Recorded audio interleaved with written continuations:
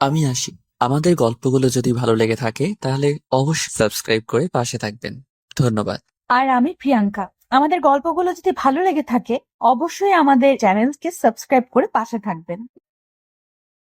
খালাতো বোনের রুমের পাশ দিয়ে যাচ্ছিলাম, তখনই ভেতর থেকে কিছু আওয়াজ শুনতে পেলাম। কারোর কথোপকথনের আওয়াজ। প্লিজ আমাকে ছেড়ে দাও। আজ আমার বিয়ে। আমি কিছুতেই তোমার সাথে ওইসব করতে পারবো না। কেউ দেখে ফেললে সমস্যা হবে। কেন? আগে যখন করতি তখন তো খুব ভালো লাগতো, এখন কি হলো? আজ আমার বিয়ে আর আমি চাই না তোমার জন্য কোনো সিন ক্রিয়েট হোক এখানে। ও, আমি সিন ক্রিয়েট করি? আচ্ছা, আমার কাছে যে ভিডিও ফুটেজ আর ছবিগুলো আছে ওইগুলো সবাইকে দেখিয়ে তোমার বিয়েটা ভেঙে দিই। না, প্লিজ এমন করো না। কণ্ঠটা খুব চেনা চেনা লাগলো আমার কাছে। একজন তো আমার খালাতো বোন রিমঝিম, আরেকজন আমার চাচাতো ভাই অনিক। আমার বিশ্বাস হচ্ছিল না, তাই দরজাটা মেলে দেখলাম। হ্যাঁ, আমি যা ভেবেছিলাম তাই। আমার চাচাতো ভাই অনিক আর খালাতো বোন রিমঝিম অন্তরঙ্গভাবে বিছানায় শুয়ে আছে। দরজা খোলার আওয়াজ পেয়ে ওরা দুজনেই আমার দিকে তাকালো। ছি ভাইয়া, ছি! তুই এত নীচ, এত খারাপ! তুই এখানে? হ্যাঁ, আমি জানতাম না যে তুই এত খারাপ। একটা চরিত্রহীন লোক যে নিজের স্বার্থ হাসিল করার জন্য নিজের খালাতো বোনের সাথে অবৈধ সম্পর্ক রাখিস। তো কি হয়েছে? দেখ, যা দেখেছিস বলে যা। এতে তোরও ভালো আর আমারও। আমাকে ভয় দেখাচ্ছিস? আমি তোর মুখোশ এখনই সবার সামনে টেনে খুলে দিব। বলেই সেখান থেকে চলে আসলাম। বিয়ে বাড়ি, তাই অনেক মানুষ। আব্বু আর আম্মুকে খুঁজতে লাগলাম। আব্বু কোনো এক কাজে বাইরে গেছে, তাই আম্মুকে খুঁজতে লাগলাম। আম্মুকে খালার সাথে দোতলায় দেখলাম। আম্মুকে ডাক দিলাম। কি রে, কি হয়েছে? এভাবে ডাকলি কেন? তোমাকে কিছু বলার আছে।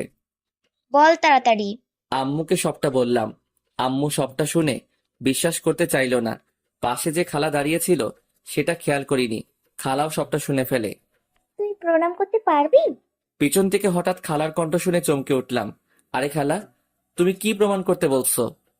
সেগুলো আমার মেয়ে আর অনেকের নামে বললি? খালা যখন শুনে ফেলেছো তখন প্রমাণ করাই যায়। আমি মাকে এবং খালাকে নিয়ে রিমঝিমের রুমে গেলাম। রুমে রিমঝিম বসেছিল। অনেক হয়তো চলে গেছে। কি রে, তোর নামে কি শুনলাম? এই কথা বলার সাথে সাথে রিমঝিম খালাকে জড়িয়ে ধরে কাঁদতে লাগলো। ভাবলাম হয়তো ভুল বুঝতে পেরে এমনটা করছে, কিন্তু ও অন্য কাজ করলো। আম্মু খালা সাব্বির আমাকে সাব্বির আম্মু খালা সাব্বির আমাকে কি? সাব্বির তোকে কি? আমি বলছি। পিছন থেকে অনেক। চাচি, তোমার ছেলে সাব্বির রিমঝিমকে নষ্ট করতে চেয়েছিল, কিন্তু আমি তখন রুমের পাশ দিয়ে যাচ্ছিলাম এবং ওকে কোনো কিছু করার আগেই হাতে হাতে ধরে ফেলি। ও আমাকে হুমকি দেয় চলে যেতে। আমি না মানলে, ওর কথা তোমাদের বলে দিতে চাইলে ও বলে যে আমার আর রিমঝিমের নামে বানিয়ে বলবে। ওর মুখ থেকে এই কথাগুলো শুনে আমি যেন হা হয়ে গেলাম। আমি যে দোষ করিনি সেটা আমার ঘাড়ে দিব্যি চাপিয়ে দিচ্ছে। রিমঝিম, তুমি অন্তত মিথ্যা বলো না, সবটা সত্যি করে বলো। কি শুনতে চাও তুমি নিজের চরিত্রের ব্যাপারে? যা বলেছি সব সত্য। সবটা কেমন যেন ওলট পালট লাগতে শুরু করলো। বাংলা একটা প্রবাদ আছে না, যার জন্য করি চুরি সেই বলে চোর, সেই রকম। মা প্লিজ, ওদের কথা বিশ্বাস করো না। ওরা বানিয়ে বলছে। ঠাস ঠাস করে একের পর এক থাপ্পড় দিতে থাকে আম্মু আমার গালে। তোর কোনো কথা শুনতে চাই না আমি। স্বপ্নেও ভাবতে পারিনি এমন কিছু দেখবো। থাপ্পড়ের চেয়ে মায়ের চোখের পানি আমাকে বেশি আহত করছে। তোর মতো ছেলে জন্ম দিয়ে আমি অনেক বড় পাপ করেছি। তোর মতো চরিত্রহীন ছেলে আমার থাকলে আমি বিষ খাইয়ে মেরে ফেলতাম। চোখ দিয়ে কেবল নীরব অশ্রু ঝরছে। এ কান্না অনেক কষ্টের। যে মা ছোটবেলা থেকে কোনো দিন আমার গায়ে হাত তোলেনি, সে আজ আমাকে মারলো। আজ চরিত্রহীন উপাধি পেলাম। কি হয়েছে এখানে? চোখের পানি মুছে তাকিয়ে দেখলাম ছোট বোন। তুই এক্ষুনি আমার চোখের সামনে থেকে চলে যা। যা, চলে যা, আর কোনোদিন আমার সামনে আসবি না। আসলে আমার মরা মুখ দেখবি। এই কথাটা না বলে যদি মা বুকে 2টা গুলিও করত, তবুও কষ্ট পেতাম না। রুম থেকে বেরিয়ে যেতে লাগলাম। যাওয়ার সময় মায়ের মুখটা শেষবারের মতো দেখে নিলাম, আর তার পিছনে দাঁড়িয়ে থাকা রিমঝিম আর অনিকের মুখে বিজয়ের হাসি দেখতে পেলাম। রুম থেকে বেরিয়ে আসলাম। কেউ আমাকে আটকালো না। বাড়ির সবাইকে ছোট বোন আমাকে আটকাতে বলল। অনেকে আটকাতে আসে কিন্তু মা আমাকে আটকাতে নিষেধ করে। বাড়ির গেটের সামনে দাঁড়িয়ে আছি। হ্যাঁ, বাড়ি থেকে চলে এসেছি, কিন্তু সাথে কিছুই আনিনি। মাল্টি বিলিয়নিয়ারের ছেলে এক পোশাকে বেরিয়ে এসেছি। আমার 10টা গাড়ি, 24টা বাইক, কিছুই নেইনি সাথে। সাথে মাত্র 1010 টাকা আছে। কি করব, কোথায় যাব, কিছুই জানি না। গার্লফ্রেন্ড তমাকে ফোন দিলাম। হ্যালো তমা, হ্যাঁ বলো। কোথায় তুমি? কেন, বাড়িতে? আমাকে বাড়ি থেকে বের করে দিয়েছে মা। কেন, কখন? আমি সবটা খুলে বললাম তোমাকে। তোমাকে একেবারে বের করে দিয়েছে? হুম। তোমার টাকা, জায়গা, সম্পত্তি এসব? আমি এইসব কিছুই আনিনি সাথে। কি? তাহলে আমাকে ফোন দিয়েছো কেন? ভাবলাম এই সময় তোমাকে পাশে পাওয়া যাবে, আর একটু সাহায্য পাওয়া যাবে। টাকা ছাড়া কোনো কিছুই পাওয়া যায় না, আমাকে ভুলে যাও। তুমি কি আমার টাকাকে ভালোবাসো? হ্যাঁ, না হলে কি? আমাকে আর কোনো দিন ফোন দেওয়ার চেষ্টা করবে না, বাই। বাই বলেই ফোনটা কেটে দেয় তমা। ওর এমন ব্যবহারে অনেক কষ্ট পাই। টাকার জন্য সবাই ভালোবাসে, হায় রে দুনিয়া, আর হায় রে ভালোবাসা। আমার টাকাকে ভালোবাসে বলে পাগলের মতো হাসতে থাকি আমি। রাস্তায় একটা যাত্রী ছাউনির নিচে বসে আছি আমি। বাইরে বৃষ্টি হচ্ছে। বারবার আমার মায়ের বলা কথাগুলো, রিমঝিম আর অনিকের নাটকীয় অপবাদ আর তোমার ব্যবহার, এগুলো মনে করছি বসে বসে। পকেটে এক প্যাকেট সিগারেট ছিল, একটা জ্বালিয়ে টানতে শুরু করলাম। আর কি করব তা ভাবতে থাকলাম। একবার ভাবলাম যে আত্মহত্যা করব, কারণ আমার কাছে এখন হারানোর মতো আর কিছুই নেই। আম্মু আমাকে বিশ্বাস করেনি, গার্লফ্রেন্ড ছেড়ে চলে গেল, আর হারালাম সবকিছু। কয়েকবার রোডে গেলাম গাড়ির নিচে আত্মহত্যা করার জন্য, কিন্তু পরক্ষণেই আবার ভাবলাম যে আমি মরবো কেন? আমি কি কোনো দোষ করেছি? আমাকে তো ফাঁসানো হয়েছে, আমার নামে মিথ্যা অপবাদ দেওয়া হয়েছে, আমার সবকিছু আমার থেকে কেড়ে নেওয়া হয়েছে। আমিও তাদের সবাইকে দেখিয়ে দিব যে আমি তাদেরকে ছাড়াও বাঁচতে পারি। আর বাকি রইল টাকা, সেটা কামাতে আর কতক্ষণ?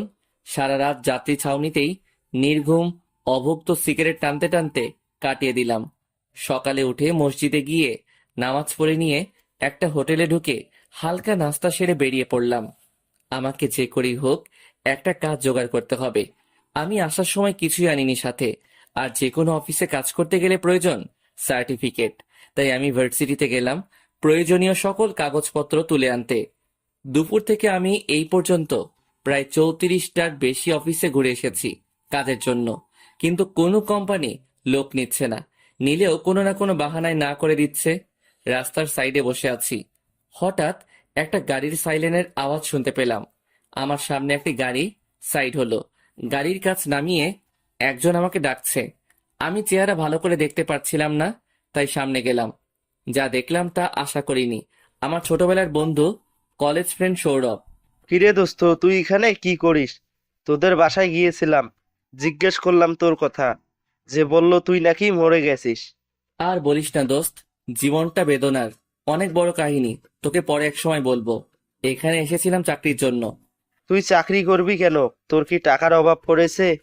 আরে বললাম না, অনেক বড় কাহিনী, তোকে পরে বলবো। তুই যদি কাজ করতে চাস তাহলে আমাদের কোম্পানিতেই চাকরি করতে পারিস। না দোস্ত, এটা কেমন দেখায়? যেমন খুশি তেমন দেখাক, আমি চাই না যে তুই রাস্তায় রাস্তায় চাকরির জন্য ঘুরবি। আচ্ছা যা, তোর অফিসে চাকরি করব, কিন্তু আমার যোগ্যতা অনুযায়ী। আচ্ছা নে চল, গাড়িতে ওঠ। সৌরভের সাথে গাড়িতে উঠে পড়লাম। সৌরভদের অনেক বড় ব্যবসা, কিন্তু আমাদের তুলনায় কিছুই না। অফিসে ওর সাথে ঢুকে পড়লাম। ও আমাকে একটা কেবিন দেখিয়ে বলল যে আমাকে এখানে কাজ করতে হবে। আমি রাজি হয়ে গেলাম। আমাকে এইচআর ম্যানেজারের পোস্ট দেওয়া হয়েছে। সৌরভ বলল যে আজকে কাজ করতে হবে না। ওর সাথে ওর বাড়িতে নিয়ে গেল, দরজা ওর মা খুলে দিল।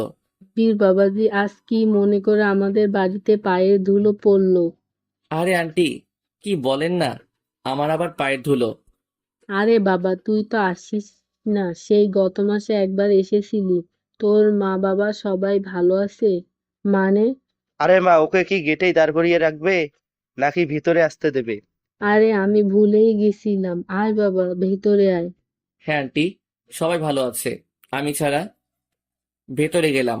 সৌরভের আম্মু আমাকে নিজের ছেলের মতোই দেখে, আর অনেক আদরও করে। যাক, এক মাকে হারালাম, আরেক মাকে পেলাম। ভেতরে গিয়ে সৌরভ আমাকে একটা রুম দেখিয়ে দিল। দুপুরে ডিনারের টাইমে সবাই ডিনার করছিলাম, তখন আঙ্কেল জিজ্ঞেস করলো কি হয়েছে, আমি নাকি বাড়ি ছেড়ে দিয়েছি। সত্যটা সবাইকে বলা দরকার, ওনাদেরকে সবটা খুলে বললাম। আন্টি, আঙ্কেল, সৌরভ সবাই অনেক কষ্ট পেল এটা শুনে। আমাকে অনেকভাবে সান্ত্বনা দিতে লাগলো। তোর মা তোকে ভুল বুঝেছে তো কি হয়েছে, আমি আরেক মা আছি না? খুশিতে আমার চোখে পানি চলে আসে। ভাবলাম এখানেই থাকবো। এভাবেই চলছিল আমার দিন।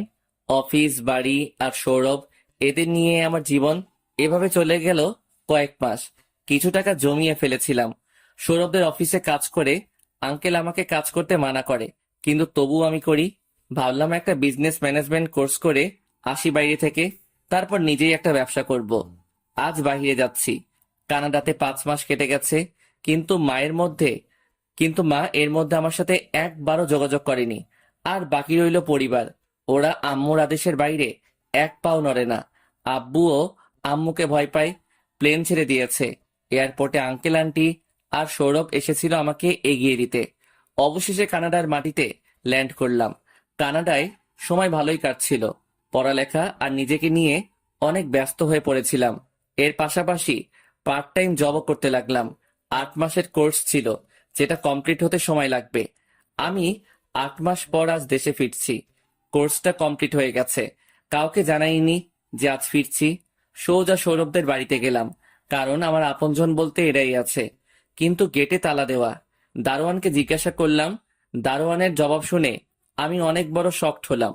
দারোয়ান বলল যে সৌরভদেরকে ব্যাংক এই বাড়ি থেকে বের করে দিয়েছে। আমি ভাবতে লাগলাম কি এমন হলো যে সৌরভদেরকে বাড়ি ছাড়া হতে হলো। অফিসে গেলাম। অফিসের মালিক চেঞ্জ হয়ে গেছে, কিন্তু পুরনো অনেক স্টাফ আছে। ওদের জিজ্ঞেস করে জানতে পারলাম যে সৌরভরা ব্যবসায় অনেক বড় লস খায়, যেটা সামলাতে ব্যাংক থেকে লোন নেয়। পরে সেটা আর শোধ করতে পারে না। পরে ব্যাংক নিলাম ডেকে সবকিছু বিক্রি করে দেয়। এই জন্যই বোধহয় সৌরভের সাথে কয়েক মাস যাবত কথা হয় না। সবার কাছে ওদের ঠিকানা চাইলাম, কেউ দিতে পারল না। সারা শহরে ওদের খুঁজতে লাগলাম। অবশেষে একটা জিনিস মনে পড়লো যে সৌরভের মায়ের নামে ঢাকাতে একটা ছোট্ট বাড়ি আছে। সেটাতে গিয়ে খুঁজলে হয়তো পাওয়া যাবে। যেই কথা সেই কাজ, ওদেরকে সেখানে খুঁজতে গেলাম এবং পেয়েও গেলাম। বাড়িটা অনেক বড় না, 3 কামরার বাড়িটা, অনেক পুরনো। দরজা নক করতেই আন্টি দরজা খুলে দিলেন। আন্টিকে দেখে অনেক আনন্দ হলেও খুশি হতে পারলাম না। আন্টি আর আগের মতো নেই, শুকিয়ে গেছে। চোখের নিচে কালো দাগ পড়ে গেছে। আরে বাবা, তুই কবে ফিরলি? এতদিনে আমাদের কথা মনে পড়লো। আর বলো না আন্টি, আগে বলো যে তুমি কেমন আছো। এই তো বাবা, যেমন দেখছিস তেমনই। তোমাদের এই অবস্থা কেন? আর বলিস না বাবা, বিজনেসে লস খেয়ে আজ এই দশা। আন্টি আমাকে ভেতরে নিয়ে গেল। ভেতরে গেলাম। আন্টি, সৌরভ আর আঙ্কেলকে তো দেখতে পাচ্ছি না, ওরা কোথায়? বাড়িতে বসে থাকলে তো আর পেট চলবে না। তোর আঙ্কেলের তো আর এখন কিছুই নেই, তাই সে এখানে একটা অফিসে পিয়ন পোস্টে চাকরি করে। কি? আঙ্কেল পিয়ন পোস্টে চাকরি করে? এত বড় কোম্পানির সিইও এখন পিয়ন? আন্টি, আমার মানতে অনেক কষ্ট হচ্ছে। কি করার আছে বল। আর সৌরভটা চাকরি খোঁজে, সারাদিন ঘোরে। তোমাদের এই অবস্থা আমাকে একটিবার ফোন করে জানাবে না? আর জানাতাম, কিন্তু তোর আঙ্কেল নিষেধ করেছে। আচ্ছা বলো, কি রান্না করেছো? এয়ারপোর্ট থেকে সোজা এখানে এসেছি, খুব ক্ষুধা লেগেছে। আন্টিকে এই কথা বলতেই আন্টি চুপ করে গেল। কি হলো আন্টি? বাবা, মাস শেষ, তোর আঙ্কেলের এখনো বেতন পায়নি, ঘরে একটা বাজারও নেই। তোর কাছে বলতেই আমার লজ্জায় মাথা কাটা যাচ্ছে। আন্টি, আমি কিন্তু এখন চলে যাব। কেন বাবা, যাবি কেন? থাক, আমার কথায় কিছু মনে করিস না। আন্টি, তুমি কিন্তু আমাকে নিজের ছেলে বানিয়েছো, আর নিজের ছেলের কাছে কিসের লজ্জা? আমি যতদিন আছি সব আমি সামলে নিব। এরপর ব্যাগটা রেখে একটা টি শার্ট পরে নিলাম, আর কিছু টাকা নিয়ে নিলাম। কোথায় যাচ্ছিস? তুমি অপেক্ষা করো, আমি আসছি। এ কথা বলেই বেরিয়ে পড়লাম। উদ্দেশ্য হলো বাজারে যাওয়া। বাজারে গিয়ে 5 কেজি বড় মাছ কিনলাম, 2 কেজি চিংড়ি মাছ, আর 5 কেজি গরুর মাংস, আর 6টা মুরগি কিনে নিলাম। আর মাসিক যা বাজার লাগে সব কিনে একটা ভ্যানে করে নিয়ে বাড়ির উদ্দেশ্যে রওনা হলাম। বাড়িতে পৌঁছে কলিং বেল চাপলাম।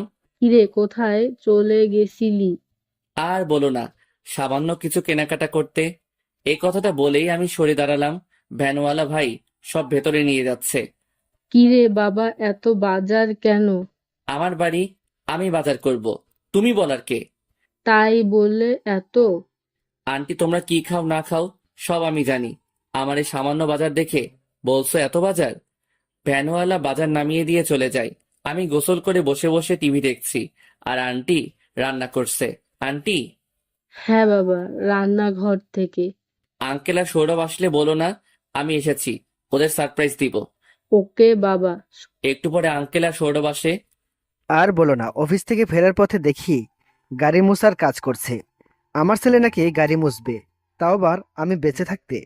মা, কিছু আছে খাবার মতন? খুব ক্ষুধা লেগেছে। আমি দরজার আড়াল থেকে সবটা দেখছি। সৌরভের অবস্থা আর আঙ্কেলের অবস্থা দেখে চোখ থেকে কয়েক ফোঁটা পানি বেরিয়ে আসলো। সৌরভ, যে কিনা নিজের কাজ কোনোদিন নিজে করে না, সে আজ অন্যের গাড়ি মুছে দিচ্ছে। এইটাই নিয়তি। কখন যে কার কপালে কি আছে বলা যায় না। মা, কিছু আছে খাবার মতন? খুব ক্ষুধা লেগেছে।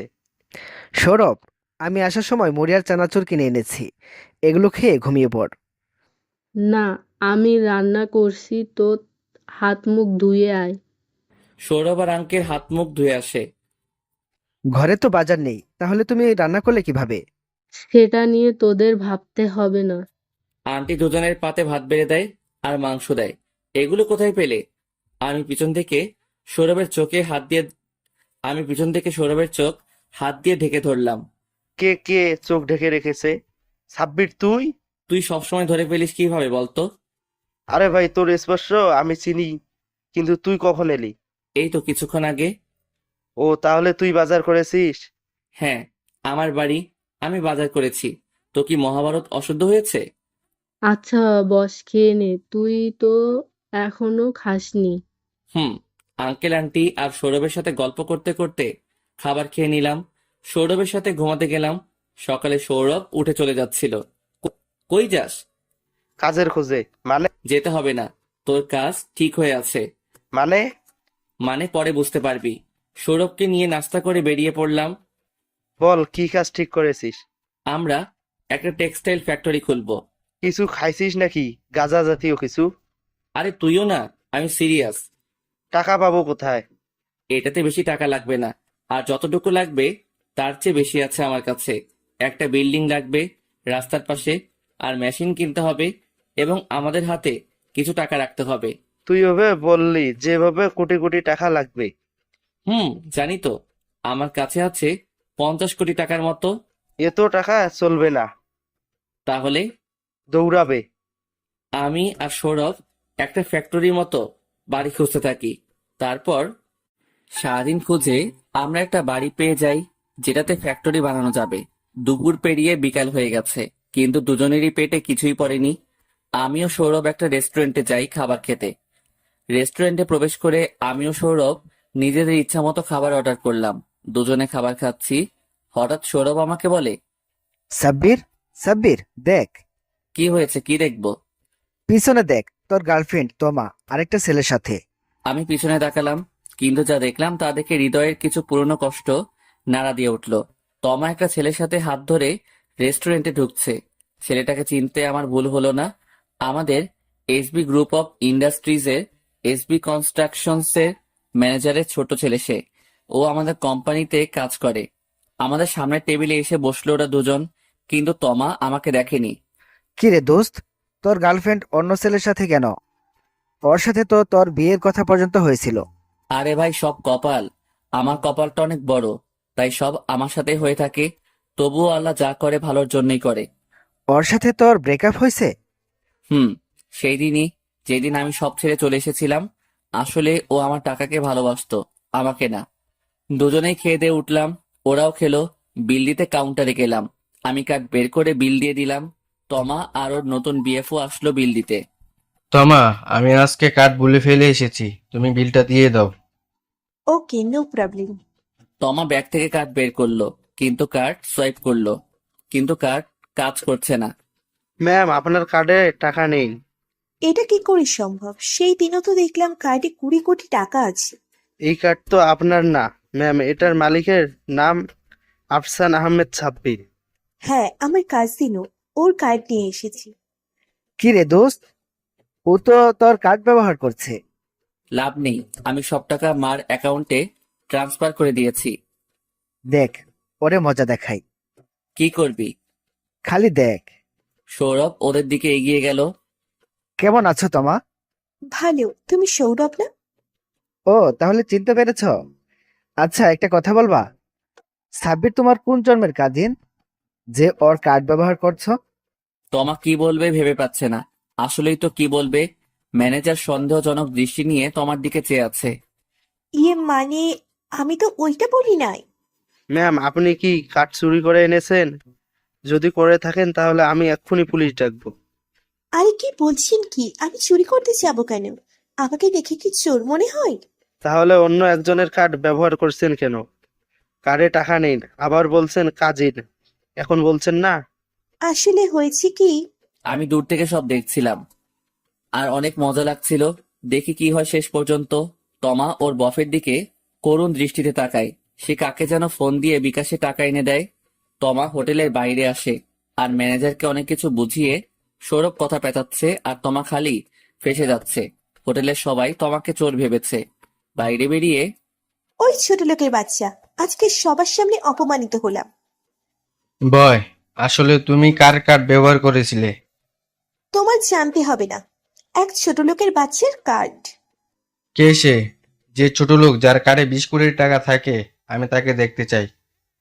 হুম হুম আমি সেই ছোট লোক। ওদের সামনে চলে গেলাম। ছেলেটি বোধহয় আমাকে চিনতে পেরেছে, তাই সালাম দিল। আরে স্যার, আপনি? হ্যাঁ, আমি সেই ছোট লোক। স্যার, আপনি এসবি গ্রুপের সিইও রাফসান আহমেদ সাব্বির না? অনেকটা অবাক হয়ে জিজ্ঞাসা করলো। আমি হ্যাঁ সূচক মাথা নাড়ালাম। আরে তুমি কেমন মেয়ে যে স্যারের মতো মাল্টি মিলিয়নিয়ারকে ছোট লোক বলো? আর স্যারের যা আছে উনি ইশারা করলে তোমার মতো এমন হাজার হাজার মেয়ে লাইনে দাঁড়িয়ে থাকবে। থাক আর বলতে হবে না। ওর থেকে সাবধানে থেকো। যতক্ষণ টাকা আছে ততক্ষণ ভালোবাসা পাবা। টাকা শেষ হলেই ভালোবাসা উড়ে হুশ হয়ে যাবে। তমা মাথা নিচু করে দাঁড়িয়ে আছে। কি বলবে? কিছু তো বলার নাই। আর তমা, টাকাগুলো আমি বের করে নিয়েছি। তোমাকে অপমানিত করার জন্য দুঃখিত। আর এই নাও, 500 টাকা ভাড়া দিয়ে বাড়িতে চলে যাও। এই ছেলে হয়তো একটু বাদেই তোমাকে ছেড়ে চলে যাবে। এই বলে সেখান থেকে চলে আসলাম। আসলে তোমাকে আমি কলেজে থাকতে বার্সেলোনায় পছন্দ করেছিলাম। আমার ছোটবেলার অনেকটা সময় সেখানে কেটেছে। তখন ওকে প্রথম দেখাতেই ভালোবেসে ফেলেছিলাম। ওকে প্রপোজ করেছিলাম, ও অ্যাকসেপ্ট করে নিয়েছিল। আসলে ওর ভালোবাসা ছিল আমার বিলাসিতা আর টাকার প্রতি, আমার প্রতি না। আজকে মনটা অনেক হালকা লাগছে। সৌরভ আর আমি বেরিয়ে গেলাম একটা অটোতে করে। বাড়িটা কিনতে হলে 25 কোটি টাকা লাগবে।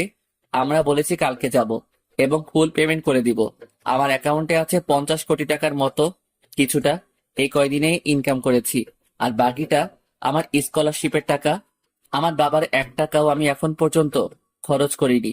বাড়ি থেকে বেরিয়ে যাওয়ার পর থেকে বাড়িতে চলে গেলাম, সেখানে আঙ্কেল আন্টি বিষয়টা বললাম। ওনারা আমাকে সাপোর্ট করলো। আঙ্কেল আন্টির জন্য কিছু শপিং করে নিয়েছিলাম, আর আমার আর সৌরভের জন্য। রাতে আন্টি খিচুড়ি রান্না করলো। অনেক ফাইন হয়েছিল খিচুড়িটা। মা আমাকে প্রায় খিচুড়ি রান্না করে খাওয়াতো। মাকে অনেক মিস করছি। সেই কবে দেখেছিলাম মাকে, আর দেখিনি। জানি না কেমন আছে, তবে দোয়া করি যেন ভালো থাকে। আর রিমঝিম আর অনেককে আমি কোনোদিন ক্ষমা করতে পারবো না। এমনটা না যে বাড়ি ছেড়ে সম্পত্তি ছেড়ে থাকতে হচ্ছে বলে আমি ওদের প্রতি রেগে আছি। আমার অ্যাকাউন্ট, বাবার অ্যাকাউন্ট, সব অ্যাকাউন্টও আমার নামে, যা সম্পত্তি ছিল সব আমার নামেই আছে। কিন্তু মা যেহেতু আমাকে বাড়ি থেকে বের করে দিয়েছে, তাই আমি ওই টাকা আর সম্পত্তির দিকে হাত বাড়াইনি। ওদের প্রতি আমার রাগ, কারণ ওরা আমাকে মায়ের নজরে খারাপ বানিয়েছে। আর ওদের জন্যই আমি এতদিন মায়ের আর বাবার স্নেহ থেকে বঞ্চিত। কিন্তু একটা কষ্ট আমার বুকে মরে গেলেও থাকবে, যে মা করে আমাকে ভুল বুঝলো। এসব ভাবতে ভাবতে কখন ঘুমিয়ে গেছে মনে নেই। সকালে ঘুম থেকে উঠলাম আন্টির ডাকে। আজ দিনটা স্পেশাল, কারণ আজ আবার নতুন ব্যবসার জন্য বিল্ডিং ক্রয় করতে যাব। আন্টির হাতের পরোটা আর আলুর তরকারি দিয়ে নাস্তা করলাম। সৌরভ আর আমি নাস্তা শেষে আন্টির রুমে গেলাম। আন্টি, আসবো? হ্যাঁ বাবা, আয়। জিজ্ঞেস করার কি আছে? আন্টির কাছে গেলাম, গিয়ে ওনার পায়ে সালাম করলাম। আরে আরে, পা ছুচ্ছিস কেন? কেন, আমি তোমার পা ছুঁয়ে দোয়া চাইতে পারি না? আরে বাবা, এই জন্য সালাম করতে হবে? আন্টি, তোমাকে আমি মায়ের সম্মান দিয়েছি, তোমাকে আমি মা ভাবি, তাই তোমাকে মা ভেবে সালামটা করলাম। আরে বোকা, আমার দোয়া সবসময় তোদের সাথে আছে। তোরা অনেক দূর যাবি, আমি দোয়া করলাম। এই নে 50 টাকা রাখ। আমার কাছে টাকা আছে তো, টাকা লাগবে না। 50 টাকা বলে নিচ্ছিস না? আরে আন্টি, তুমি তো জানো আমার কাছে টাকা আছে, তাও কেন দিচ্ছ? আর টাকাটা বড় কথা না। যদি থাকতো তাহলে তোর বিজনেসের জন্য যত টাকা লাগতো আমরা দিতাম। কথাগুলো শুনে চোখ দিয়ে পানি বেরিয়ে এলো। আসলে এই দুনিয়ায় কেউ আপনজনদেরই ঠিকমতো কদর করে না। রক্তের সম্পর্ক থাকলেও কেউ এত ভালোবাসে না। বেরিয়ে পড়লাম রাস্তায়, উদ্দেশ্য ব্যাংক।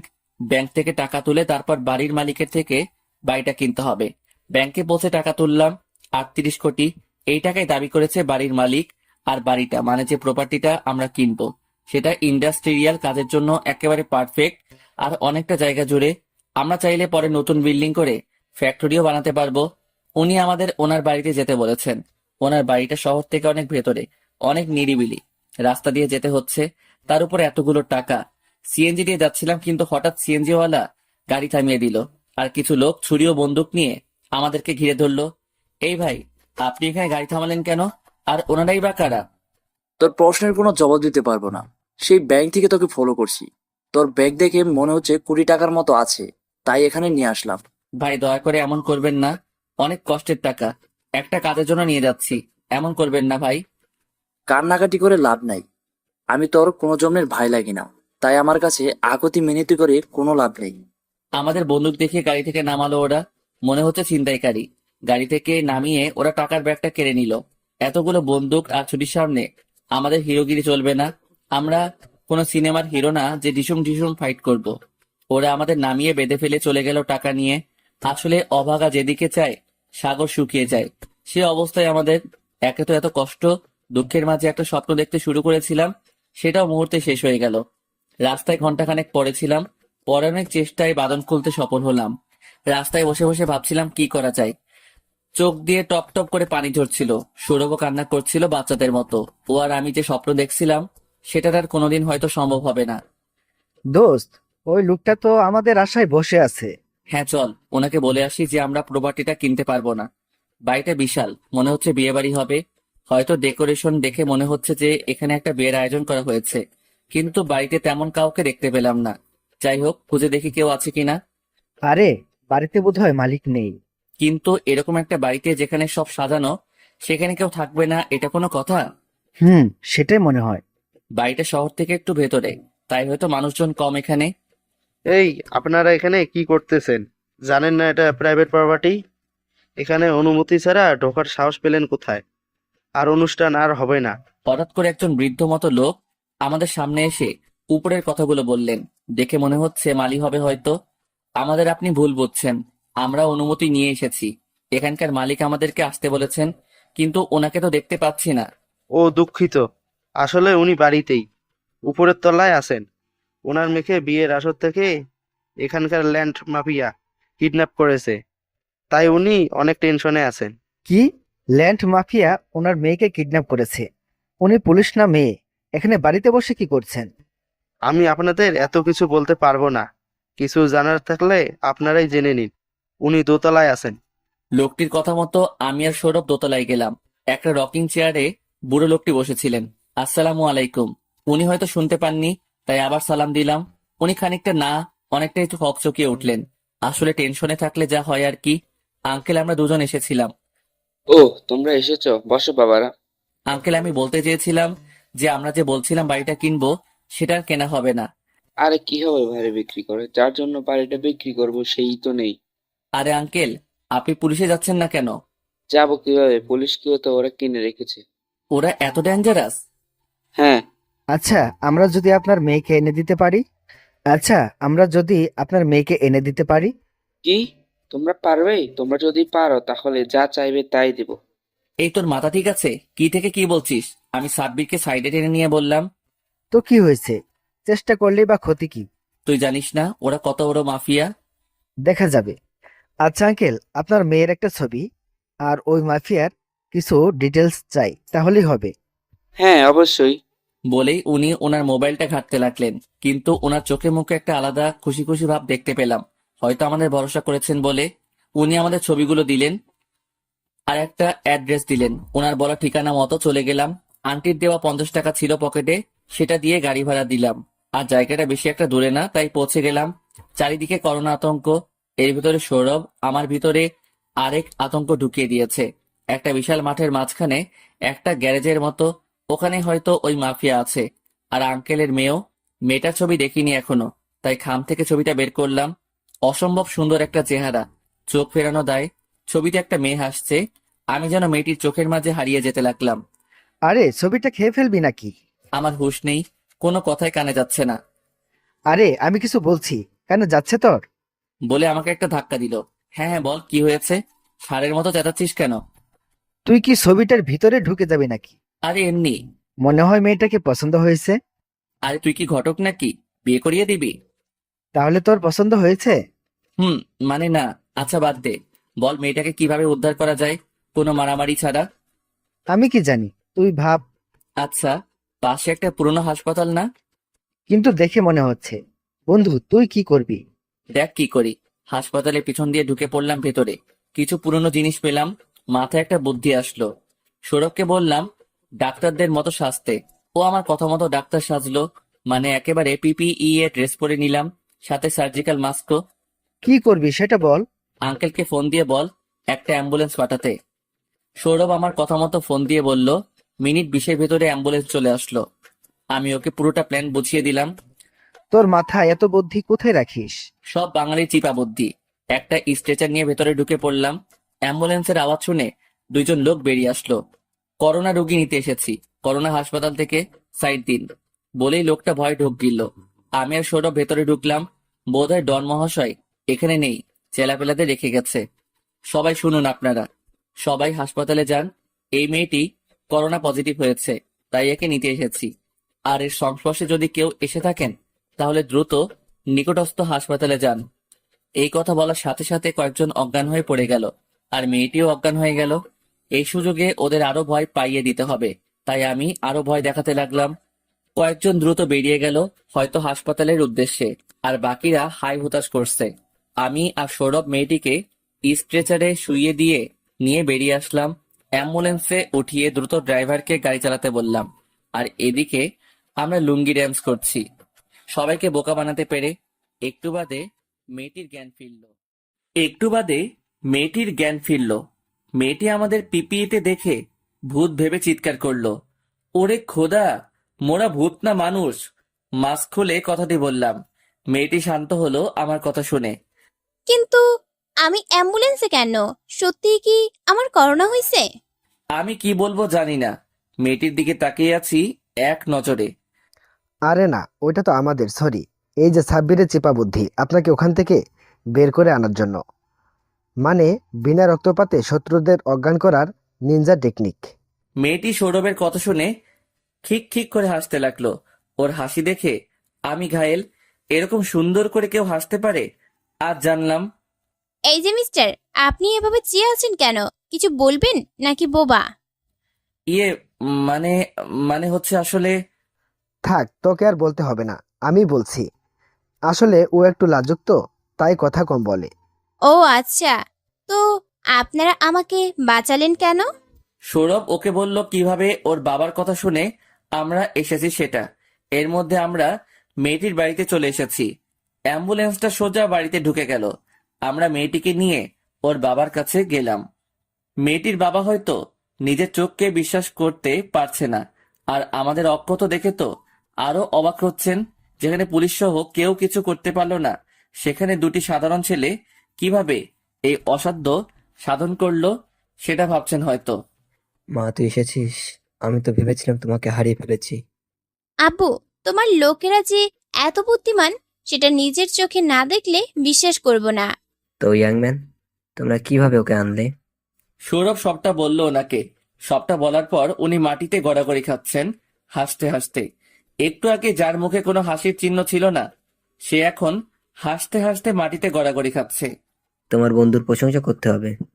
তো বলো, এর বিনিময়ে তোমরা কি চাও? তোমরা যা চাবে তাই দিব। বেশি কিছু না আপনার। সৌরভ হয়তো কিছু বলতে চাইছিল, কিন্তু ওকে থামিয়ে দিয়ে আমি বলতে লাগলাম, আঙ্কেল, আমাদের কিছুই লাগবে না। আপনার মেয়ের জীবন বাঁচাতে পেরেছি, এটাই আমাদের অনেক বড় পাওয়া। এর থেকে বেশি কি চাওয়ার থাকতে পারে? আর আপনার কাছে কিছু চেয়ে আমরা এর বিনিময় করতে পারবো না। মেয়েটি সহ ওর বাবা আমার দিকে ক্যাবলাকান্তের মতো চেয়ে আছে। এরকম হওয়াটাই স্বাভাবিক, কেননা এরকম ধনীর মেয়ের জীবনের বিনিময়ে যে কেউ অনেক বড় কিছু চাইবে। কিন্তু সেখানে আমার এরকম উত্তর শুনে ওনারা হয়তো অবাক হয়েছেন। এটা কি করে হয়? তোমরা আমার মেয়ের জীবন বাঁচালে আর কিছু নিবা না? আঙ্কেল, চাওয়ার মতো অনেক কিছুই আছে, কিন্তু একটা জিনিস, যেটা আপনার এত সম্পত্তি থাকা সত্ত্বেও আপনার মুখ কিছুক্ষণ আগে হাসি ছিল না, আমাদের জন্য আপনার মুখ এখন হাসি আছে, এটাই অনেক বড় পাওয়া। আমরা কারোর সুখের কারণ হতে পেরেছি, এটাই অনেক। আচ্ছা আঙ্কেল, আমরা তাহলে এখন আসি। না, এটা কি করে হয়? তোমরা কিছু নিবা না? অন্তত আমার মেয়ের বিয়ের দাওয়াতটা তো গ্রহণ করো। সৌরভ হয়তো আমার প্রতি রেগে আছে, এটাই স্বাভাবিক। আমি হ্যাঁ বলে দিলাম। ওনাদের মুখে হাসি দেখতে পেলাম। একটু পরে বাড়িটা আবার সবার সমাগমে গম গম করতে লাগলো। সন্ধ্যা হয়ে এসেছে। আমি আর সৌরভ আঙ্কেলকে হেল্প করছি বিভিন্ন কাজে। একটু পরে কয়েকটা গাড়ি ঢুকলো বাড়িতে। গাড়িগুলো চেনা চেনা লাগলো। এর মধ্যে আমার বাড়ির কিছু গাড়ি দেখতে পেলাম। হয়তো ওনাদের কেউ নিমন্ত্রণ করা হয়েছে। এটা আমার জন্য সুবিধাজনক না, কারণ আমি চাই না যে ওনারা কেউ, বিশেষ করে আমার মা, খালা, এনারা কেউ আমাকে দেখুক। আমি সৌরভকে সবটা বললাম। সৌরভ আমাকে নিয়ে চলে যেতে চাইলো। আমি ওর সাথে বেরিয়ে যেতে চাইলাম, কিন্তু পারলাম না। আঙ্কেল দেখে ফেললো আর আমাকে কাজে ব্যস্ত করে দিল। এখন যেতে চাইলেও পারছি না। গাড়িগুলো সব কয়েকটা বিশাল বাগানের একপাশে পার্কিং করা হলো, আর গাড়ি থেকে একে একে সবাই বেরিয়ে এলো। খালা, মা, বাবা, চাচা সবাইকে দেখতে পেলাম। অনেক আর রিমঝিমকে ছাড়া আর বরবেশে চেহারা ফুল দিয়ে ঢাকা একটা ছেলেকে দেখতে পেলাম। সেটা কে আমি জানি না। সবাই প্যান্ডেলের দিকে এগিয়ে গেলে আঙ্কেল ওনাদেরকে বরণ করে নিলেন। আমি সাইডে থেকে সবটা দেখছিলাম। মাকে দেখতে পেলাম। অনেকদিন পর সাথে বাবাকেও। মাকে দেখে চোখের পানি আর বাদ মানল না, টপ টপ করে ঝরতে লাগলো। আসলে বুকে জমা সব অভিমান ঝরে পড়ছে। সৌরভ আমাকে আবার চলে যেতে বলল, কিন্তু আমি ওকে না করলাম। এখানে থাকলে তো আন্টি আঙ্কেল তোকে দেখে ফেলবে। দেখবে না বলে মুখে রুমাল বেঁধে নিলাম মাস্কের মতো করে। এতে কেউ সন্দেহ করবে না, কারণ চারিদিকে করোনা ভাইরাস। সৌরভও একই জিনিস করলো। একটু বাদে কাজে চলে আসলেন, কিন্তু তার আগেই খালা আর খালু তাড়াহুড়ো করে বেরিয়ে গেল। কি হলো বুঝলাম না। আমাদের বাড়ির আরো অনেকেই গেল। সবার চেহারায় একটা আতঙ্ক দেখতে পেলাম। কি হয়েছে সেটা আমি জানি না। বিয়ে বাড়িতে এখন কেবল আম্মু, আব্বু আর চাচা চাচি সহ বাড়ির কিছু ছেলেমেয়েরা আছে। সৌরভকে সেখানে পাঠালাম দেখার জন্য কি হয়েছে। যা ভাই, দেখতো একটু কি হয়েছে, আমার খুব টেনশন হচ্ছে। ওকে ভাই, তুই চিন্তা করিস না, আমি গিয়ে দেখছি কি হয়েছে। সৌরভ গিয়ে আম্মুর সাথে দেখা করলো। আসসালামু আলাইকুম আন্টি, কেমন আছেন? আরে সৌরভ যে, বাবা কেমন আছো তুমি? এই তো আন্টি, আল্লাহ যেমন রাখছে তেমনই। কিন্তু আপনারা এখানে কি করছেন? আজ অনিকের বিয়ে, তাই এখানে এসেছি। অনেকের বিয়ে, এই কথাটি শুনে সৌরভ অনেক অবাক হয়, কারণ অনেক তো রিমঝিমকে ভালোবাসতো। তাহলে আবার অনেকের বিয়ে মানে? অনিকের বিয়ে? কোথায়? কেন? এই যে প্যান্ডেল, এটা তো অনিকের বিয়ের জন্যই। এর মানে এই বিয়ে অনিকেরই? হ্যাঁ, অনিকেরই বিয়ে। তুমি এখানে কেন? আর এই বিয়েতেই বা কি করছো? সৌরভ সত্যিটা বলতে পারবে না, তাই মিথ্যা বলল যে যার মেয়ের বিয়ে ওনার সাথে সৌরভের ভালো সম্পর্ক, তাই দাওয়াত দিয়েছে। ও আচ্ছা। আন্টি, আপনাদের বাড়ির অনেককে দেখলাম চলে যেতে। কি হয়েছে, কোনো সমস্যা? বাবা, কি বলবো আর, তুমি কাছের লোক, তোমাকে তো আর মিথ্যা বলতে পারবো না। বাড়িতে সমস্যা হয়েছে, রিমঝিম আত্মহত্যা করেছে। রিমঝিম আত্মহত্যা করেছে কেন? বলো না বাবা, আমরা জানি না। সেই জন্যই ওর মা বাবা আরো কয়েকজন গেছে ওকে হাসপাতালে দেখতে। কেন আত্মহত্যা করেছে সেটা কি জানতে পারি? কি জানি বাবা, তুমি হয়তো জানো। সাব্বিরকে অনেক আর ওর জন্য বাড়ি থেকে বের করে দিয়েছে। সাব্বিরের নামে মিথ্যা অপবাদ দিয়েছে। তারপর? তারপর আর কি, সেই দিন রিমঝিমের বিয়ে ছিল, কিন্তু যখনই বিয়েটা হতে যাচ্ছিল তখনই রিমঝিম মাথা ঘুরে পড়ে যায়। আর তারপর ডাক্তার এসে বলে যে রিমঝিম প্রেগনেন্ট। তারপর বিয়েটা ভেঙে যায়। তো বাচ্চার বাবা কে? সাব্বির। কি কি সব যাতা বলছেন? হ্যাঁ বাবা, ওকে যখন জিজ্ঞাসা করা হয় তখন ও এটাই বলে। আমারও বিশ্বাস করতে পারিনি, কিন্তু ওর কথা তো আর ফেলে দেওয়া যায় না। আন্টি হয়তো অনেক বড় ভুল করেছেন, আমি জানি না, তবে সাব্বিরের জন্য আমাদের মাথা কাটা গেছে, আর মান সম্মান যা ছিল সব চলে গেছে। ওকে আমি কোনোদিন ক্ষমা করতে পারবো না। জানি না কি পাপ করেছিলাম যে ওর মতো সন্তান পেটে ধরেছিলাম। আগে জানলে বিষ খাইয়ে মেরে ফেলতাম। সৌরভ হঠাৎ করে হা হা করে হাসতে থাকে অনেক জোরে। কি হয়েছে সৌরভ, তুমি হাসছো কেন? এমনি আন্টি, আমি আসছি। ভালো থাকবেন। আল্লাহ সবাইকে ভালো রাখুক। অনেক রিমঝিম সবাইকে। মানে? মানে কিছু না। এই কথা বলেই সৌরভ চলে আসে। একটু সামনে আসতে দেখতে পাই আমি দাঁড়িয়ে আছি। এমন দূরত্বে দাঁড়িয়ে আছি যেখান থেকে সবটা শোনা যায়। দোস্ত, আসলে হয়েছে কি? থাক আর বলতে হবে না, যা যা বলেছে সব শুনেছি। আর আজ থেকে আমি এতিম, তুই আন্টি আঙ্কেল ছাড়া কেউ নেই, সবাইকে ঘৃণা করি আমি। দেখ দোস্ত, তোর জায়গায় থাকলে এতক্ষণ আমি বেঁচে থাকতাম কি না তাও জানি না। তবে একটা কথা বলি, তুই হার মানিস না কখনো। আল্লাহ তোর পরীক্ষা নিচ্ছেন। নিশ্চয় তোর জন্য ভবিষ্যতে ভালো কিছু আছে। আমি সৌরভের কথায় মাথা নাড়ালাম। হয়তো ও যা বলেছে সেটাই ঠিক। মার মুখে আমার নামে বলা কথাগুলো তখন থেকেই আমার কানে বাড়ি খাচ্ছে। কিভাবে একজন মা তার সন্তানকে নিয়ে এরকম বলতে পারে? আমি তো কোনো দোষ করিনি, তাহলে কেন এমন ব্যবহার আমি বারবার পেয়ে যাচ্ছি? যেই মা আমাকে পেটে ধরে নিজের গর্ভকে কলঙ্ক দিচ্ছে, সেই একদিন আমাকে নিয়ে গর্ব করবে। আর বাকি রইল রিমঝিম আর অনিক, ওদের ব্যবস্থা আল্লাহ তাআলা করবেন। ওরা একটা নিষ্পাপ ছেলের গায়ে কলঙ্কের তীর মেরেছে, যেটা বিষক্রিয়ায় ওরাই ঘায়েল হবে। বিয়ের সময় হয়ে এসেছে। কাজী সাহেব অনেকক্ষণ ধরে অপেক্ষা করছেন। অনেকের স্বাক্ষর নেওয়া হয়ে গেছে, এখন মেয়েটি স্বাক্ষর নিতে যাবে। কাজী সাহেব, মেয়েটি স্বাক্ষর নেওয়া হচ্ছে মানে মেয়েটিকে দিয়ে কবুল বলানো হচ্ছে। কি আজব তাই না? একটা ছেলে একটা নয়, বরং অনেক মেয়ের জীবন নিয়ে খেলা করার পরেও সোনার ছেলে হয়ে ঘুরে বেড়াচ্ছে। আর এদিকে আমি কিছু না করেই অপরাধীর মতো সাজা ভোগ করছি। মেয়েটি স্বাক্ষর করতে যাবে, ঠিক তখনই আম্মু এসে সবাইকে থামতে বলল। থামুন সবাই, এ বিয়ে হবে না। কেন, কি হয়েছে? কোনো সমস্যা? না, আপনাদের কোনো সমস্যা নেই, সমস্যা আমাদের ছেলের।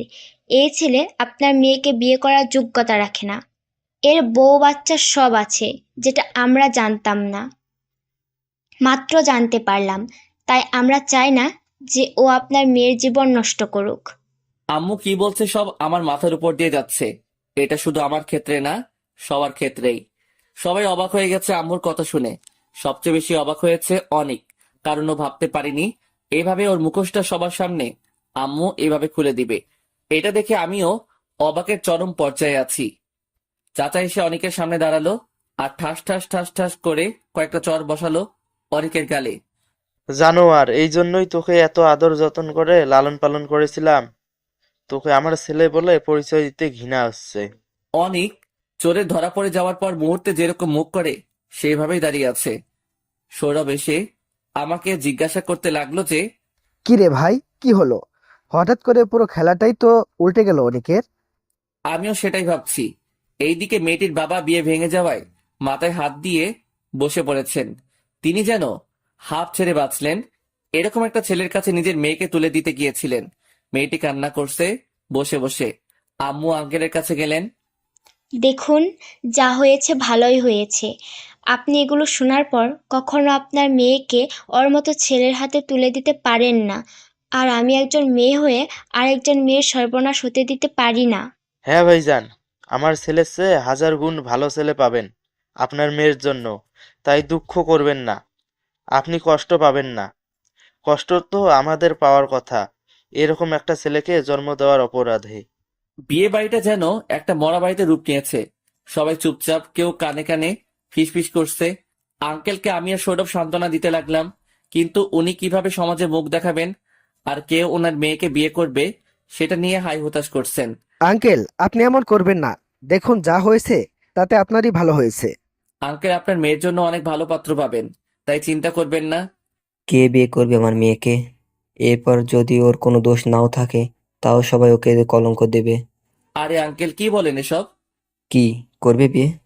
চিন্তায় পড়ে গেলাম। একেই বলে মাইন্ডা চিবা। কি করব ভাবছি।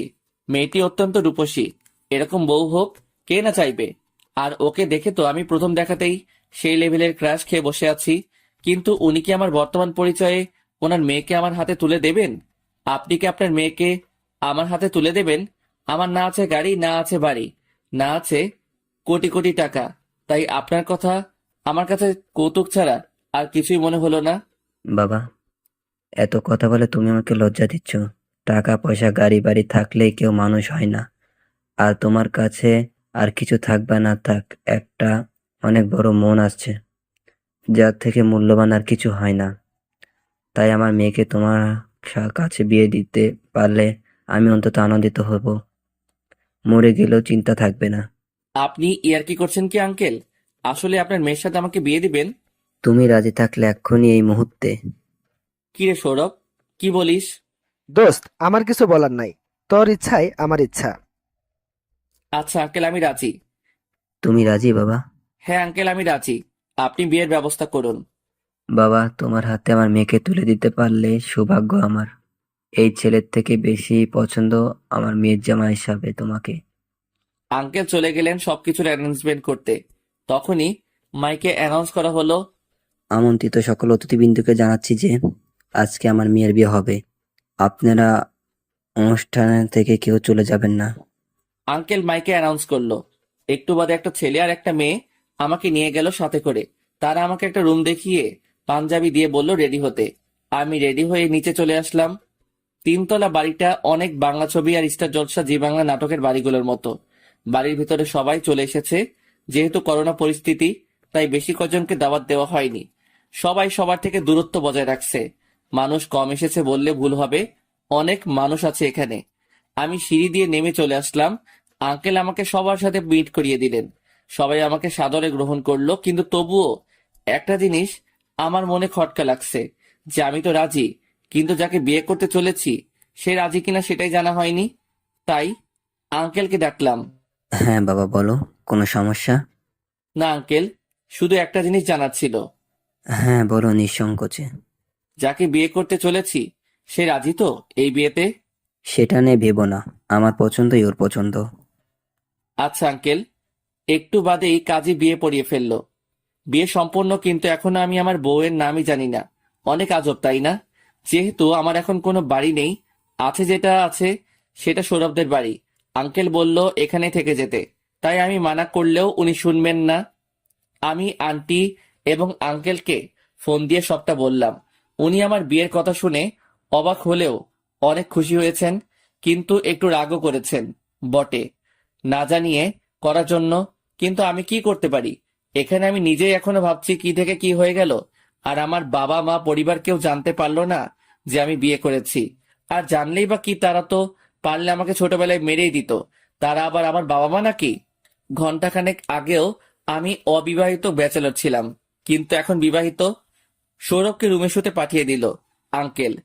শুতে যাওয়ার আগে বলে গেল, দোস্ত, তোকে বিড়াল টিড়াল মারতে বলবো না, শুধু এটুকু বলবো, মেয়েটার হয়তো তোকে মেনে নিতে কষ্ট হবে, কিন্তু আমি জানি যে ও তোর মতো মানুষকে ভালো না বেসে পারবে না।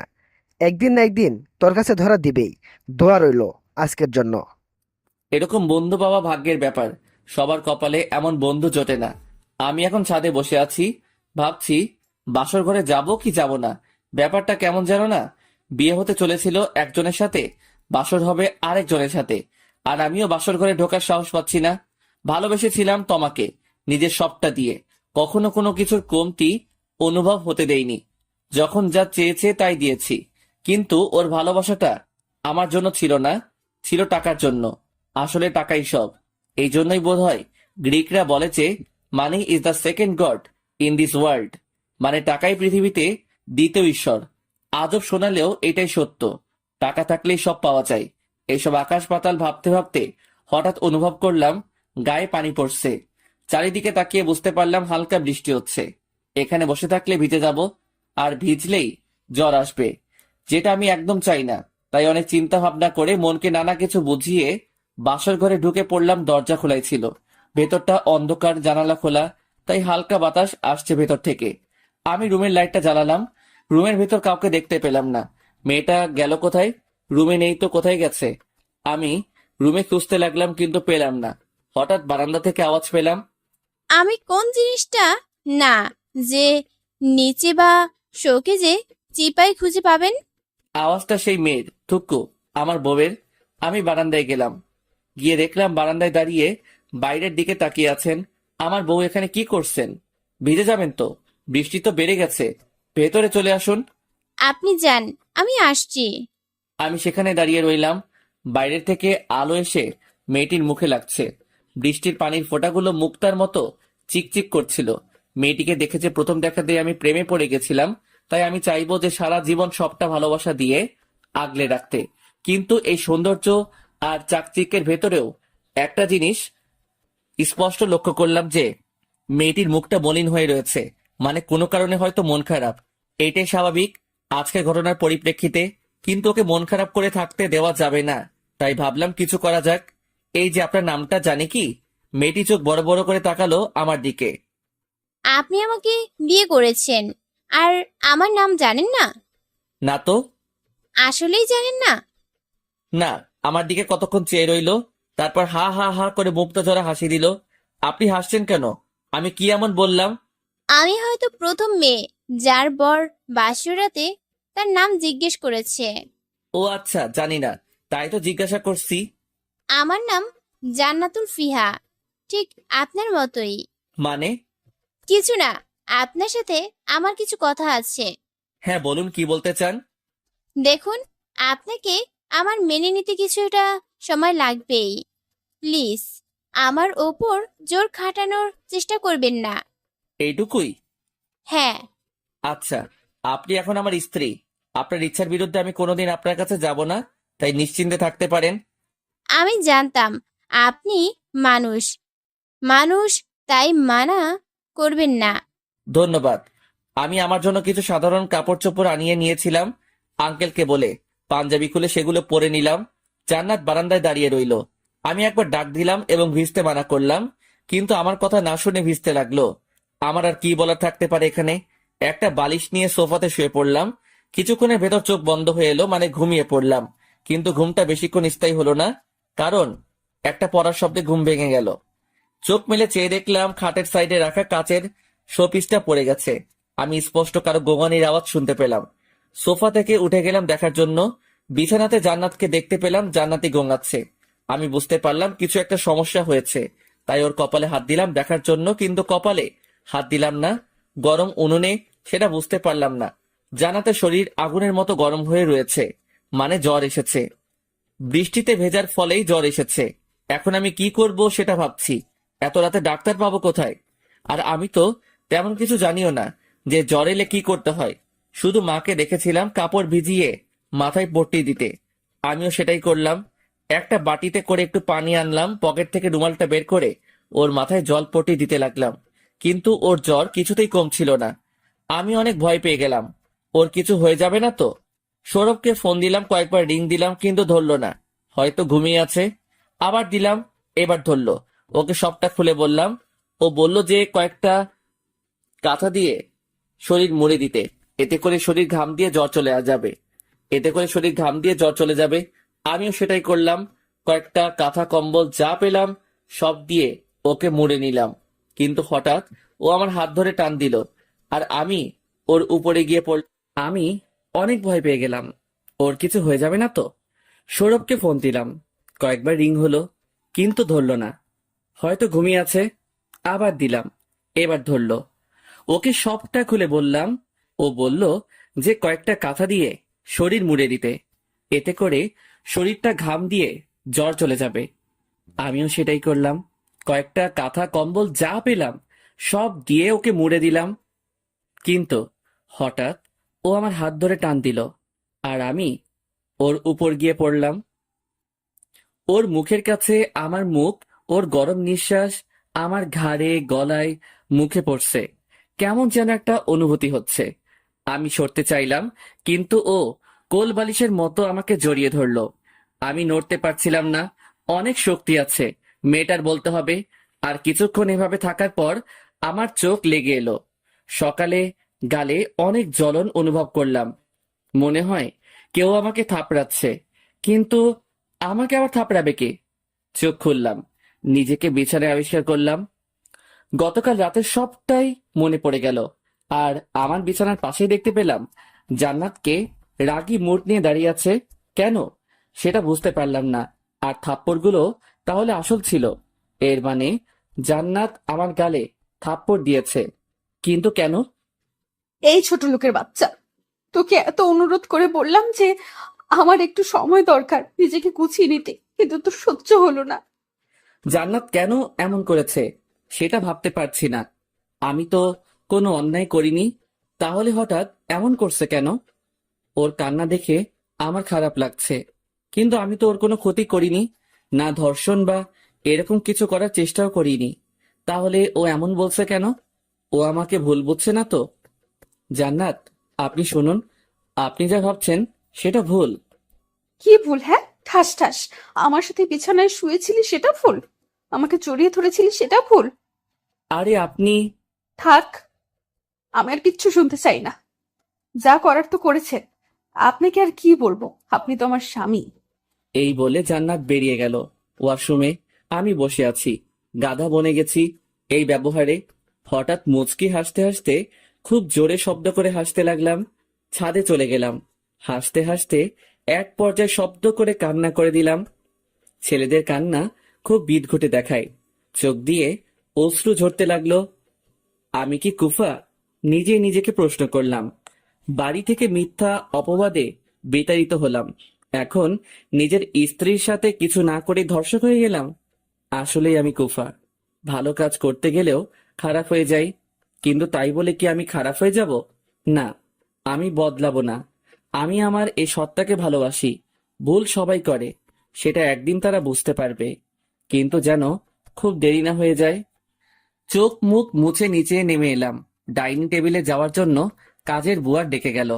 জান্নাত ফ্রেশ হয়ে নিচে চলে গেছে, আমাকে ডাকেনি পর্যন্ত। নিচে গেলাম।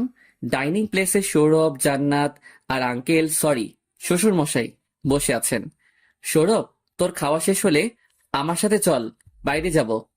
কেন, খাবার খেয়ে যাবে না? আর কোথায় যাবে? না আঙ্কেল, আমি এখন খাবো না, বাইরে কিছু কাজ আছে তাই যাব। কিন্তু বা খেয়ে গেলে ভালো হতো না? না আঙ্কেল, কাজ আছে। আচ্ছা, তাহলে গাড়ি নিয়ে যাও। পরে খেয়ে নিবনি। সরি আঙ্কেল, আপনার সম্পত্তি, টাকা পয়সা এসবের ব্যবহার আমি করব না। আমার যা আছে আমি তাতেই খুশি আছি, এর থেকে বেশি কিছু আমি চাই না। না বাবা, আমার আমার করছো কেন? তুমি আমার একমাত্র মেয়ের জামাই, তাই আমার এসবের মালিক তো তুমিও। হ্যাঁ সেটা হতে পারে, কিন্তু সেটা আমার বউয়ের জন্যই থাক, ওর মানেই আমার। তাই ও যদি সবকিছু ব্যবহার করে তাতেই আমার ব্যবহার করা হবে, খরচ করা হবে। কিন্তু আমি খুব শীঘ্রই আমার নিজের বাড়িতে ওকে নিয়ে যাব। ওর যা লাগবে আমি দেব। হ্যাঁ, হাসালে তুমি। জানো আমার মাসিক খরচ কত? আমার বাড়ির ড্রাইভারেরও সমান টাকা তুমি রোজগার করো কি? সেটা সময় বলবে, বাট এটা যদি অপমান হয়ে থাকে তাহলে এটা তোলা থাক। ভাববেন না আমি প্রতিশোধ নেব, আপনি নিজেই অনুতপ্ত হবেন। বাবা, তোমাদের মধ্যে কি কোনো ঝগড়া বা মনোমালিন্য হয়েছে? না আঙ্কেল, একটু সময়ের আর ভুল বোঝাবুঝির ব্যাপার না, সব ঠিক হয়ে যাবে। আপনি দুশ্চিন্তা করবেন না, সেটা সময় বলবে। সাব্বির, আমার খাওয়া শেষ, তুই কোথায় যাবি? চল। চল। আমি আর সৌরভ বেরিয়ে চললাম। হাঁটতে হাঁটতে যাচ্ছি, কারণ ভাড়া নেই। অনেকক্ষণ পরে ব্যাংকের এটিএম বুথ পেলাম, কার্ড নিয়ে এসেছিলাম, তাই কিছু টাকা বের করে নিলাম। একটা সিএনজি নিয়ে চললাম সৌরভদের বাড়িতে। সৌরভ আমাকে বলতে লাগলো, দোস্ত, টাকাগুলো তো গতকাল হারালি, এখন কি করবি? কি করব বল? আল্লাহ রিজিকে না রাখলে কি আর জোর করে বিজনেস করতে পারবো? ভাই, মন খারাপ করিস না, আল্লাহ নিশ্চয় তোর জন্য ভালো কিছু রাখছে, দেখিস। সেটাই যেন হয়। একটা জিনিস বুঝতে পারলাম না, জান্নাত ভাবি তোর সাথে এমন ব্যবহার কেন করলো? সৌরভকে গতকাল রাতের সবটা খুলে বললাম। তুই সারা রাত এত করে সেবা করলি, আর এই প্রতিদান দিল? আমি তো মেয়েটাকে ভালো ভেবেছিলাম। ওর দোষ না দোষ, ওর দোষ না, দোষ আমার কপালের। তাই বলে তোকে থাপড় দিল আর ধর্ষক বলল? ও কি জানতো না যে ওর জ্বর এসেছিল? আর তুই সারা রাত ওর সেবা করেছিস? বাদ দে না ভাই। আরে না, আমি ভাবিকে বলে দিব সবটা। আমি চাই না কেউ আবার তোকে খারাপ ভাবুক, অন্তত এবার না। এরই মধ্যে সিএনজি সৌরভদের বাড়িতে চলে এসেছে। আমি আর সৌরভ নেমে বাড়িতে ঢুকলাম, কিন্তু ওকে এসব আঙ্কেল আন্টিকে বলতে নিষেধ করলাম। বাড়িতে পৌঁছে আমি আন্টিকে সারপ্রাইজ দিলাম। তোর সাথে কথা নাই। এ মা, আমি কি করলাম? তুই বিয়ে করলি আর আমাদের জানালি না বিয়ের আগে? আমার বিয়ে হবে আমি জানতাম না, তুমি জানবে কিভাবে? মানে? আন্টিকে সবটা খুলে বললাম, কাল রাতের আর সকালের ঘটনা বাদে। আন্টি সবটা শুনে অবাক হলেও খুশি হয়েছেন, আর মা আর বাকিদের কথা শুনে রীতিমতো খুশি হয়েছেন যে অনেক ধরা পড়ে গেছে। তাহলে এখন সবাই তোকে আর চরিত্রহীন ভাববে না? জানিস সাব্বির, একটা কথা আছে যে ধর্মের কল বাতাসে নড়ে, সেটাই হয়েছে। আন্টি, বাট আমার বউটা কিন্তু হেব্বি কিউট। ও মা, তাই নাকি? তাহলে তো দেখতে হচ্ছে। তোমার কাছে নিয়ে আসবনি একদিন। আচ্ছা। ও, একটা কথা বলতে ভুলে গেছি, তোর নামে একটা ব্যাগ দিয়ে গেছে কে জানো? কি বললে, ব্যাগ? তাও আবার আমার নামে? আমার জানা মতে এরকম কেউ তো নেই যে আমাকে ব্যাগ দিয়ে যাবে। কে হতে পারে? কি জানো, আমি কি করে বলবো? কোথায় ব্যাগটি? ওই তো ওখানে রাখা আছে, দেখ কি আছে ভেতরে। আমি ভাবতে লাগলাম কে আমাকে ব্যাগ দিয়ে গেল আর কেন। ব্যাগটার কাছে গেলাম, ব্যাগটা আর অন্য কোনো ব্যাগ না, এটা সেই ব্যাগ যেটাতে করে আমি টাকা নিয়ে গেছিলাম বাড়িটা কিনতে। কিন্তু এটা তো ছিনতাইকারীরা নিয়ে গেছিল। কিন্তু এখানে এলো কি করে? আমি সৌরভের দিকে তাকাচ্ছিলাম আর সৌরভ আমার দিকে। ব্যাগটা দেখে আমার পাশাপাশি সৌরভ ও অবাক হয়েছে। অবাক হয়েছে বললে ভুল হবে, অবাকের চরম পর্যায়ে আছে। আমি ব্যাগটা খুললাম, ভেতরে সব টাকা ছিল, যেমনটা ছিল তেমনই। আর একটা চিরকুট ছিল, সেটা হাতে নিলাম, দেখলাম কিছু লেখা আছে। চিরকুটে লেখা, প্রথমে দুঃখিত আপনার ব্যাগ ছিনতাই করার জন্য। হ্যাঁ, আপনি এখন হয়তো ভাবছেন যে আমি কে আর টাকাগুলো আপনার কাছে ফেরত গেলে কিভাবে, তাই তো? হ্যাঁ, আমি আপনার ব্যাগ ছিনতাইকারীদের মধ্যে একজন। আমি আমার দলবল সহ ওই রাস্তা সহ গোটা শহরে ছিনতাই করি। ওই দিন আপনার টাকাও আমার দলের লোকেরা ছিনতাই করে নিয়ে আমার বাড়িতে চলে আসে। ওইখানে টাকা ভাগাভাগি হচ্ছিল, তখনই আমার মেয়ে চলে আসে সেখানে। একটা মাত্র মেয়ে, অনেক সাধনার ফল, অনেক ভালোবাসি ওকে। ওরা আপনার মানিব্যাগে নিয়ে এসেছিল, সেটাতে আপনার ছবি ছিল। সেটা নিয়ে আমার মেয়ে আমার কাছে এলো, এসে জিজ্ঞেস করলো যে আব্বু, ছবিটা তুমি কোথায় পেলে? আমি কি বলবো যে আমি চুরি করে এনেছি? আমি জিজ্ঞেস করলাম, কেন আম্মু? বললো, আব্বু মনে আছে আমাকে একটা গাড়ি ধাক্কা দিয়েছিল, তখন এই আঙ্কেলটা আমাকে ডাক্তার আঙ্কেলের কাছে নিয়ে গেছিল। ওর ওই কথা শুনে আমার দলের সবার টাকা গোনা বন্ধ হয়ে যায়। আমি দলের লিডার, কিন্তু আমার মেয়েকে ওরা আমার থেকেও বেশি ভালোবাসে। আচ্ছা মামুনি, তুমি যাও, আমি এই আঙ্কেলকে গিফট দিয়ে দেব, কেমন?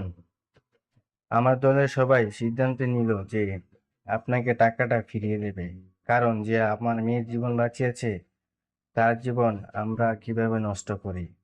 অনেক খোঁজে জানতে পারলাম আপনি এই বাসায় থাকেন, তাই এখানে ব্যাগটা দিয়ে গেলাম। আপনাকে হয়তো অনেক কষ্ট দিয়ে ফেলেছি, অজান্তে মাফ করে দিবেন। আর আমার মেয়েকে সেদিন বাঁচানোর জন্য আমি আজীবন আপনার কাছে চিরকৃতজ্ঞ থাকবো।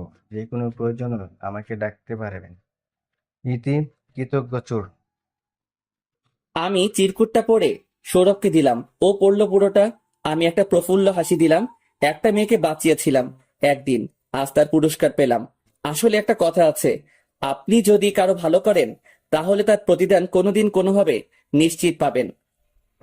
আজও তাহলে পৃথিবীতে মানুষ উপকারকারীর কৃতজ্ঞতা স্বীকার করে। সেটাই তো দেখছি। একটা কথা মনে রাখিস, তুই কারো ক্ষতি না করলে আল্লাহ তোর কোনো ক্ষতি হতে দিবে না। দেখছি তো, তোর থেকে সরাসরি। কি রে, কি আছে ব্যাগে? কিরে, কি আছে ব্যাগে? আন্টিকে সবটা খুলে বললাম। আন্টি শুনে খুব খুশি হলো। সাব্বির, তাহলে আমাদের টেক্সটাইল মিল দেওয়া হবে আবার। বল। অবশ্যই।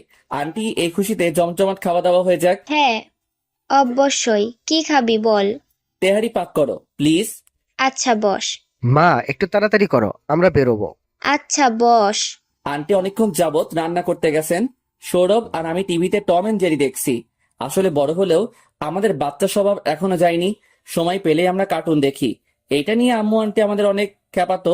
আম্মুর কথা মনে পড়তেই মনটা খারাপ হয়ে গেল। সেই সাথে নিজেকে শক্ত করে নিলাম, কারণ যে আমাকে নিজের গর্ভের কলঙ্ক মনে করে তার কথা ভেবে দুঃখ করে কি লাভ। তবু মা তো মাই, যতই কষ্ট দিক তাকে কি আর ভুলে থাকা যায়। এর মধ্যে আন্টি ডাক দিল যে রান্না হয়ে গেছে, খেতে আয়। টেবিলে গেলাম, আন্টি বেড়ে দিচ্ছে আর খাচ্ছি। আহ, আজ অনেকদিন পর মন ভরে খেলাম। আমিও। তুই তো সকাল থেকে না খেয়ে আছিস। মানে? আরে কিছু না আন্টি, ও দেখে নাই, আমি ওর আগেই খাইছি। আসলেই? আম্মু, ও খাইছে, আমি হয়তো দেখি নাই। ও আচ্ছা। খাবার খেয়ে একটু জিরিয়ে নিলাম, তারপর বেরিয়ে পড়লাম শ্বশুর বাড়ির উদ্দেশ্যে। শালার জীবনটাই কুফা, বিনা দোষে বাড়ি থেকে বিতাড়িত হলাম। এখন আবার বিয়ে করলাম, বউয়ের সাথে কিছু করলামই না, হয়ে গেলাম ধর্ষক। শ্বশুর বাড়ি এসে গেছি, আর একটু সামনে একটা ট্রাক রাখা, তাই গাড়ি আর সামনে যাবে না। গাড়ি থেকে নেমে পড়লাম, আমি আর সৌরভ হাঁটছি। গেটের কাছে পৌঁছাতেই হঠাৎ পিছন থেকে একটা মেয়েলি চিৎকার শুনলাম। তাকালাম, কাউকে দেখতে পেলাম না। আবার শুনলাম, এবার তাকাতে না তাকাতেই দেখতে পেলাম একটা মেয়ে দৌড়াইছে। আমাদের দিকে দৌড়াচ্ছে বললে ভুল হবে, কুকুরের হাত থেকে নিজেকে বাঁচানোর জন্য ছুটছে। হঠাৎ সামনে এসে হুঁশটা খেলো। আমি চোখ বন্ধ করে নিলাম। চোখ বন্ধ অবস্থায় আমি অনুভব করলাম যে আমি তো দাঁড়িয়ে আছি, পড়ে যাইনি। চোখ খুলে যা দেখলাম, বিশ্বাস করেন ভাই, মুই কয়েক হাজার ভোল্টের শক খেলাম। মেয়েটি সৌরভের উপরে শুয়ে আছে।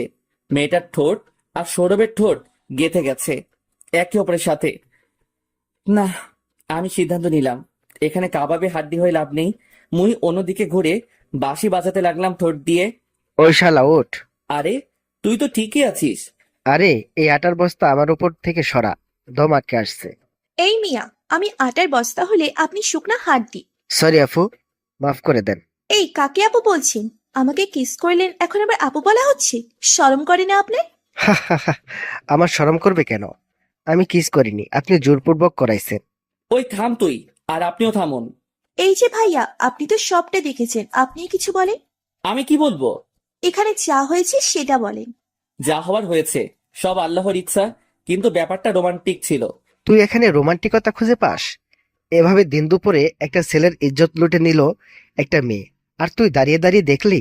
মেয়েটা আর আমি সৌরভের ন্যাকা কান্না দেখে হাসতে হাসতে মাটিতে গড়াগড়ি খাচ্ছিলাম। আমি কোনো মতে উঠে দাঁড়ালাম, পেট ব্যথা হয়ে গেছে হাসতে হাসতে। মেয়েটি এখনো নিচেই গড়াগড়ি খাচ্ছে। ভাইয়া হাতটা দেন, একটু উঠে দাঁড়াই। সাব্বির, তুইও ওর সাথে যোগ দিলি? দাঁড়া, আমি এখনই 999-এ কল দিচ্ছি। আমি ভাবলাম মজা করছে, কিন্তু আসলেই কল দিল। আমাকে এখানে একটা মেয়ে ইজ্জত লুটের চেষ্টা করছে। ফোন কেটে গেল। টুট টুট টুট। সৌরভ 999 নাম্বারের গোষ্ঠী উদ্ধার করছে গালি দিয়ে। আচ্ছা দেখুন, যেহেতু ধাক্কাটা আপনি খেয়েছেন ওর সাথে, সেহেতু দোষটা কিন্তু আপনার। ধাক্কা তো আমি খেয়েছি। আচ্ছা, আই এম সরি। জান, মাফ করলাম। আমি আর সৌরভ গেট দিয়ে ঢুকলাম, পিছনে মেয়েটাও। আরে, আপনি আবার পেছনে পেছনে আসছেন কেন? বললাম তো মাফ করে দিয়েছি। এই যে ভাইরা আপুরা, কোথায় যেতেছেন? ভিডিও দেখেই চলে যাবেন সেটা তো হবে না, আমাদের চ্যানেলটা সাবস্ক্রাইব করতে হবে তো। তাড়াতাড়ি আমাদের চ্যানেলটা সাবস্ক্রাইব করুন আর নেক্সট পার্টের জন্য অপেক্ষা করুন।